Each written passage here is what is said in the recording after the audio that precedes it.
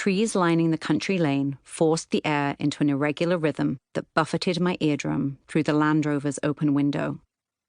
Sunlight flitted through branches, splashing the windscreen with unpredictable brilliance. The clean, savoury perfume of the cow parsley clustered in the passing hedgerow mingled with the less subtle notes of manure clinging to my clothes.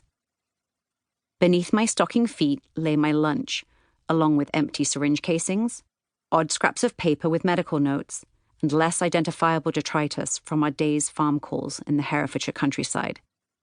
And beside me, expertly guiding the SUV around the twists and turns of the narrow lane, sat Peter, the large animal veterinarian with whom I was seeing practice, the UK term for gaining experience as a veterinary student by shadowing veterinarians in various settings. We slowed, and Peter manoeuvred the Land Rover into a gateway with a narrow dirt turnout that led to a long paddock running next to the road. There was one small grey pony in the field. We got out and walked to the back of the SUV, where I removed a pair of khaki Wellington boots and bottle green coveralls from the boot. Peter was already suited up and pulling on his wellies with practiced ease by the time I'd unfolded my outfit. I stuffed the 2 long pant legs into my socks before stepping into my wellies, holding onto the car for balance. Shuffling around in the boot, he located a black case the size of a laptop beneath the piles of syringes, rectal examination gloves, medication bottles, and shiny stainless steel implements that made me want to cross my legs. Peter opened the case to reveal what looked like an old-fashioned pistol. Made from blackened metal, it was small and sturdy with a brown wooden handle. The grip had the patina of age, cured by the skin oils embedded in its crosshatch. It was the sort of thing I imagined from back in the Wild West, thousands of miles from this English field.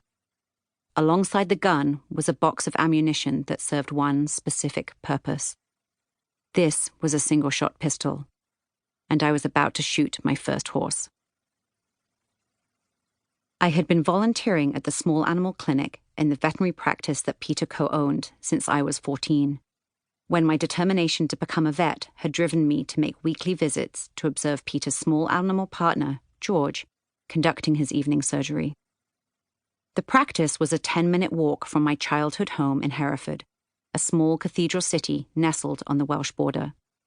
In autumn, the short trek to the clinic was scented by delicious, yeasty apples fermenting at the cider factory across the street. During the spring, I was accompanied by the woolly odor and noise from trucks full of sheep and cattle on their way to market. I'd logged hours upon hours in the small animal clinic, watching vaccination after vaccination, cleaning hundreds of cages, and walking every conceivable size of dog. George was a Scotsman with a booming brogue and generous stature, both of which were barely contained by the thin walls of the consulting room. The clinic was in a converted Edwardian house, and the waiting area, which had presumably once been the drawing room, was always filled with eager owners and nervous pets awaiting their turn with the Scottish vet. After each appointment, George would stand in the doorway, his shoulders filling the frame, and call out for his next client in the high-pitched, slightly girlish tone he used to talk to his patients. Every consultation started the same way. "Hello, Mrs. Jones. How are you and Fluffy doing this lovely evening?" And he would narrate the entire visit. "Just a wee poke when administering a vaccine. We'll be in and out in a flash when describing a surgery. Medications were prescribed by color and shape rather than their pharmacology." His parting words to every owner were, "Take them home and love them." Over the years, I'd heard all of George's jokes and grown impatient at the unscientific language he used with his clients. I aspired to learn the precise name and clinical description of every disease. But I'd bided my time in anticipation of the moment Peter would invite me into the passenger seat of his Land Rover.